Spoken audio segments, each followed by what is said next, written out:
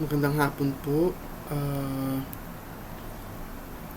Ginawa ko po ang ah, video na ito bilang ah, information, no? Dissemination dahil ah, naglipanan na ang mga scammer sa Facebook. No? Isa ako sa mga nabiktima rin, no? Kahit talagang napaka mabusisi ko sa mga ah, ginagawa ko, no? Ay ako'y na bitag pa rin, no? Naglipa na sa Facebook ah, yung mga fast approval loan, di ba? May mga from 80,000 hanggang 2 million, no? May pwede ka na, no? Agad-agad, no? Fast approval daw, no, ng mga loan. Kaso nga lang talaga ay may pare-parehas, no, na scheme, no, o strategy itong mga Facebook ah, ah, sponsored, no, na mga page na ito, no. Mukhang legit talaga, legit na legit yung itsura ng mga certificates nila, ng mga yung kinokopya nilang mga lending companies, no. Ang nangyari kasi sa akin, no, hihiram ako ng 300,000 sana, no, sa isang lending company, no, doon sa nakita ko sa Facebook, no. So kasi kailangan ko ng mga oras na yun, no, ng 300,000, no. So siguro medyo naging greedy rin ako, no, pero bilang mangungutang, no, alam ko na may magiging responsibility ko. So yun, ginirap ko opportunity. Tapos yun, no, may sa messenger, kausap ko na yung company, no, sa Facebook page, no, sa messenger. So nagbigay ko ng mga details ko ng mga ID ko, no. Tapos yun, no, gawa daw, so nagsend ako ng ID, ng details, and then yung mayroong pagre-registrationan, no. So click ko rin yun, no. So nakapag-register din ako doon, and then may link din, no, na i-click ka para mapunta ka sa Telegram. Dito sa Telegram merong papakilala, no? Pero ang kausap mo lang doon ay through chat, wala talagang live, no, o mukha kang makikita ka, no? Meron siguro picture doon, pero baka nga hindi rin sila yun, no? Tapos yun, no, uh, tinanong, no, kung tanong ulit ang mga detalye mo, no, contact details, magkano yung utangin mo, ilang months mong babayaran. So yun, kung nakita ko yung terms, okay naman ako doon. Kung 5 years kong babayaran, ganito. So mga around 5K lang yun or 3K, no? Pero for 5 months, no, nababayaran ko yung 300,000 na inutang ko. So okay lang sa akin yun kasi monthly, no?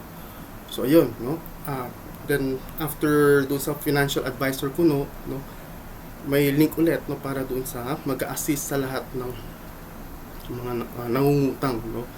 Loan kasi ito, no, yung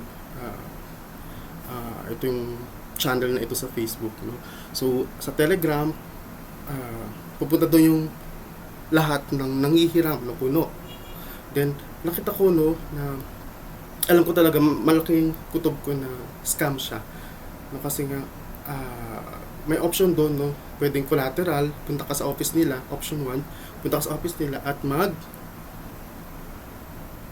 bigyan ng collateral, no, or ng mga motorcycle, gano'n, no, kasi wala akong gano'n. Option 2 ay magda-down ka ng 11% ng uutangin mo. So kung 300,000 sa akin, no, napaisip ako that time 33,000 kasi 11% ng 300,000 is 33,000. Ito ang laki, no? So gumawa pa rin ako ng paraan para mabuno yung 33,000. So kumuha ng pera mula dun sa CIMB account ko, bank account. And then may mga inutang pa nga ako doon, no, para lang mabuno yung 33K. No, kasi nga ang goal ko yung 300K.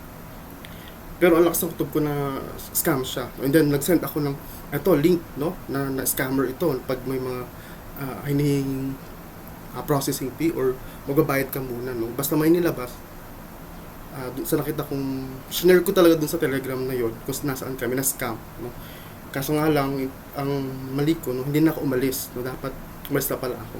Kasi nakita ko na may mga nagbayad ng 11%, iba 70,000 ang binigay nila. So around 7.7, no? Kung 11%. So nagbayad sila, hindi nakuha nila, no? Ang mali ko, naniwala ako doon sa mga kasamahan ko na nakakuha sila. Or in fact, hindi pala talaga. No, mga kasabwat yun. Or strategy talaga nila yun para mahikayat kayo. So, sa last na nagbigay pa rin ako ng 33,000. And then, hindi siya, may binigay akong ba account sa Union Bank. Hindi siya na-transfer, no, yung 300k sa Union Bank account ko. So, doon na ako nagkakatob na, ay, talagang scam ito. Mali talaga yung ginawa ko, no? Yung guts ko. Kung may feeling talaga, no? Yung gut feeling natin, kung dapat talaga sundin natin yun. Ayun, nakalungkot, no? 33k. Pero, tapos na. No? Kailangan mag-move on. No? Kailangan pagpatuloy pa rin. So, masakit. No? Pero, nangyari kasi. No? Talaga. So, nandito ako ngayon, no? Sa YouTube, para magbigay ng ito nga, no? Awareness, no? Sa mga kagaya ko, no, alam ko ng maraming nangungutang na Pinoy at talagang kailangan, tapos ganun na i-scam pa. So bilang awareness, no, ito simula ito, no, ng mga serye natin, no, ng pagbibigay impormasyon, awareness, no, about sa mga scam sa Facebook, no, marami yan, no. Tapos pag Telegram, no, pag Telegram kasi guys, ang sabi is mahirap i-trace, no? Onti lang yung, halos wala nga daw talagang bumabalik dun sa nag-send kasi ako ng pera sa GCash, no? So mahirap na ibalik, no? O malabo na kahit ang mga expert, no, sila sabi na wala talaga. So sa next video natin, no, ano ba yung mga paano ba ako cope, no, dun sa pagkawala ng 33k ko, no? Kung anong naging next na nangyari, no? So yun lamang, no, sa unang video na ito, no, na serye natin. Sana nagbigay ako ng awareness sa inyo, no? Pagpapatuloy natin ito, yung mga awareness about sa mga scam, no? Bilang na-scam din, no? Yung mga ano ba yung process, no, na ginagawa nila, ano yung gagawin natin kung na-scam tayo, at yun nga, paano tayo babangon ulit, no, pag na-scam, at mga bagay, no, para pagpatuloy natin yung buhay pa rin natin, no, kahit na-scam.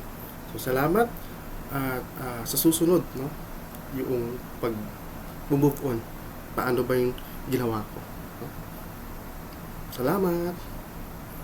Please subscribe and click the button below for more videos.